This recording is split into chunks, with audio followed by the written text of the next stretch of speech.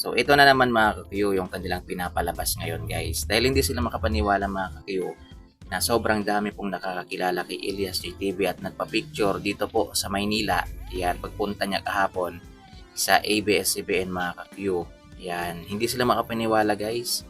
Na, ayan o, ayan, makikita niyo ang dami pong nagpa-picture kay Elias JTV. Ayan, may sumigaw pa dyan mga ka-Q, Elias, pasabak.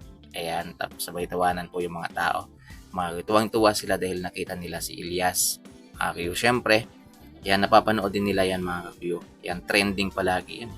Sabi nga ni Gerald, yan, trending to. Yan, trending palagi to, sabi ni Gerald. So ngayon mga ka-Q, dahil hindi nila matanggap mga ka-Q, na sobrang daming nakakakilala. Yan, hindi lang basta-bastang tao mga ka-Q, yung mga nagpa-picture kay Elias JTV kahapon. Yung mga sikat din na mga personality. Mga ka-Q, yan, sila Darla, yan. Marami pa. Yan, may mga picture din sila Darren mga ka-Q. Yan, marami pong nagpa-picture kay Elias JTV. So, hindi sila makapaniwala mga ka-Q. Ngayon, may pinapalabas sila guys. May mga pinupost sila sa Facebook. Akala naman nila, bobo yung mga tagahanga ni Elias JTV. Mga ka-Q. Ang sabi nila guys, binayaran daw yung mga tao. Grabe guys. Nakakaloka ho talaga mga ka-Q kapag nagpasa-basa kayo ng mga mga post sa Facebook guys. Grabe. Anong tingin nyo kay Elias, si Harang Solomon? Yeah. Milyonaryo pa lang si Elias pero hindi pa yan bilyonaryo. Yan, magkaiba po yung milyonaryo sa bilyonaryo. Yan. Grabe naman kayo makapagsalita. Porket ang dami nagpa-picture, ayan no. Yan, porket pinagkaguluhan. Yan, yung tao. Kasi sikat po si Elias, kaya po sobrang dami pong nagpapapicture sa kanya. Ayan, dahil kung hindi po yan sikat, yan, malamang walang magpapapicture dyan. Ayan, sino bang tanga yung magpapapicture sa hindi sikat? Diba? Natural magpapapicture, sabi nga ni Eloy Bugres. Normal lang na magpapicture sila sa tao kasi sikat. Ayan, alangan namang magpapicture sila sa hindi sikat, mga ka-Q. Ayan, dahil nga sikat si Elias JTV, ayan, ulit-ulit tayong sikat dito. Ayan, dahil nga sikat po siya, kaya po sila nagpapapicture. Ayan no, pinagkaguluhan. Ayan, pumipila po sila mga ka-Q para lang makapagpapicture. Ayan, makalapit kay Elias JTV. Ayan no, tingnan po ninyo. O, diba? O, groupie pa yan guys. Yan. So pila-pila lang parang ganon. O ayan o. Tingnan po ninyo.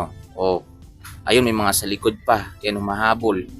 Para lang makapagpa-picture. Kasi nagmamadali na sila Elias dyan eh. Paalis na sila mga Q. So pinagbigyan lang. Mabuti pumayag naman yung mga security mga Q na makapagpa-picture sila kay Elias JTV. Kasi bibihira lang kasi si Elias JTV pumunta ng Maynila mga Q. Pero kapag na-absorb na po yan ng Star Magic, doon kayo kikilabutan mga ka-Q kasi makikita nyo na yan every week. Ayan, sa ASAP. So, ayan o, diba? So, binayaran ba yan? Sa tingin niyo binayaran ba yan?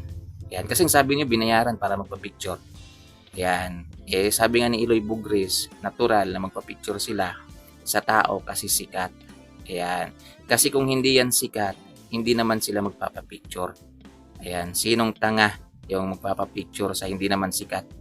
Ayan, meron bang hindi sikat na pinagkaguluhan talaga ng ganyan? Mga ka-Q, grabe. Kumbirang buhay yan. Tumigil na nga kayo yan. Tanggapin nyo na lang na sobrang sikat na ngayon si Elias JTV. So wala na kayong magagawa. Ayan, wala na kayong magagawa.